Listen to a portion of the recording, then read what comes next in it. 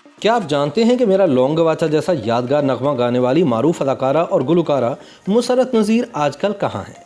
आइए आज हम आपको बताते हैं। पाकिस्तानी फिल्म इंडस्ट्री में पंजाबी फिल्मों की हैसियत हमेशा रीढ़ की हड्डी की सी रही है। इसी वजह से पाकिस्तानी फिल्म इंडस्ट्री को लॉलीवुड का नाम भी दिया जाता है, क्योंकि लाहौर की हैसियत पाकिस्तान के लिए वही है जो इंडिया के लिए मुंबई की है। पंजाबी फिल्मों के लिए हीरोइन का इंतखाब भी इसी सोच के पेश नज़र किया जाता है कि हीरोइन की जिसामत और नकूश पंजाब की जट्टी की तरह होने चाहिए। यही सबब है कि पाकिस्तानी फिल्म इंडस्ट्री में ऊंची लंबी और भारी भरकम जिसामत की हीरोइंस ने बड़ा अरसा इंडस्ट्री पर राज किया। लेकिन अदाकारा मुसर्रत नज़ीर को पाकिस्तानी फिल्म इंडस्ट्री की पंजाबी फिल्मों की पहली जट्टी हीरोइन करार दिया जाए तो यह गलत न होगा।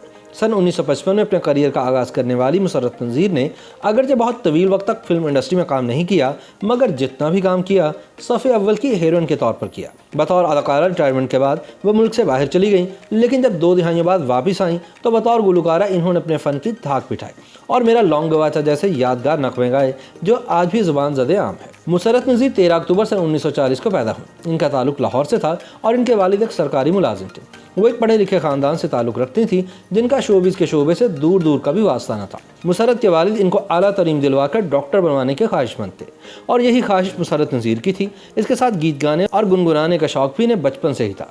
इनकी खूबसूरत आवाज़ ने इनके इस शौक़ को 4 चांद लगा दिए थे, मगर ख़ानदानी पस मंज़र के सबब इन्होंने गुलकारी को एक शौक़ से ज़्यादा अहमियत कभी न दी। इम्तियाज़ी नंबरों से मैट्रिक और इंटरमीडिएट करने के बाद जब डॉक्टर बनने का मरहला आया तो इनके ख़ानदान की कमज़ोर मुआशी हालत इनके पैरों की जंजीर बन गई और चाहने के बावजूद वो अपना डॉक्टर बनने का ख्वाब पूरा ना कर सके।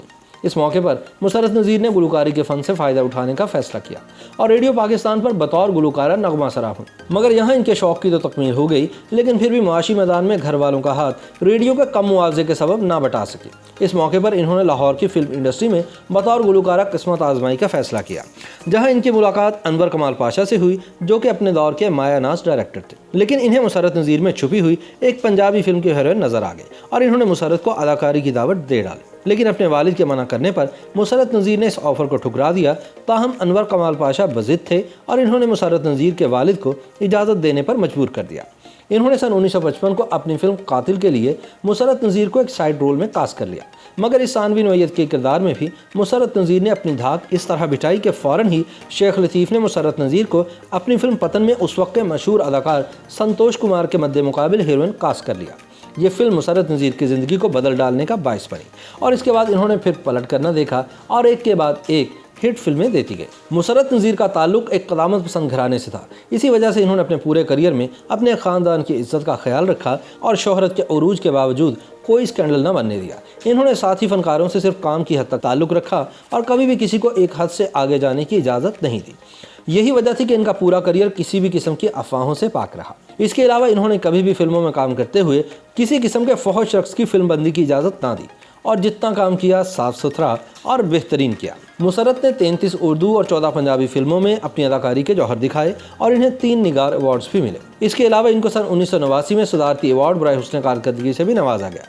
सन 1962 में बेहतरीन अदाकारा का निगार अवार्ड हासिल करने वाली मुसर्रत नज़ीर की कामयाबियों का सफ़र तेज़ी से जारी था, मगर फिर अचानक एक डॉक्टर उनकी ज़िंदगी में आया और उसने इन्हें बदल कर रख दिया। डॉक्टर बनने की ख्वाहिश रखने वाली मुसर्रत नज़ीर खुद तो डॉक्टर ना बन सकी, मगर एक डॉक्टर अरशद मजीद की बीवी ज़रूर बन गए और अपने करियर को उरूज पर छोड़कर डॉक्टर साहब से शादी के बाद कनाडा रवाना हो गए। इसके बाद इन्होंने दोबारा पलट कर नहीं देखा और फिल्म इंडस्ट्री में सिर्फ इनकी यादें और बातें ही रह गई। फिर शादी के 20 साल बाद ये अपने शौहर और 3 बच्चों के साथ पाकिस्तान वापस आई। अल्लाह रब्बुल इज़्ज़त ने इनको 2 बेटों और 1 बेटी से नवाजा। मुसर्रत नज़ीर और इनके शौहर अब हमेशा के लिए पाकिस्तान में रहना चाहते थे। इस वजह से इनके शौहर ने लाहौर में एक अस्पताल कायम किया। मुसर्रत ने भी अपनी गुलकारी के शौक़ को दोबारा से शुरू किया और फिर बतौर गुलकारा पूरे मुल्क में धूम मचा दी। इनके गानों मेरा लौंग गवाचा, लट्ठे दी चादर और चले तो कट ही जाएगा सफ़र आहिस्ता आहिस्ता ने इन्हें दोबारा से लोगों के दिलों में ज़िंदा कर दिया।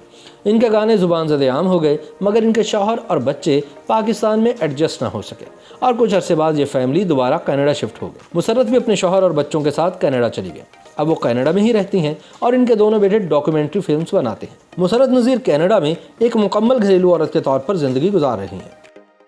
YouTube पर गूगली न्यूज देखने के लिए youtube.com की सर्च बार में गूगली न्यूज टीवी टाइप करें। गूगली न्यूज के पेज पर सुर्ख रंग के सब्सक्रिप्शन वाले बटन पर क्लिक करना ना भूलिए। YouTube पेज पर अपलोड होने वाली वीडियोस से बाखबर रहने के लिए बेल आइकन पर क्लिक कीजिए। आपको हर नई वीडियो के बारे में नोटिफिकेशन मौसूल हो जाएगा।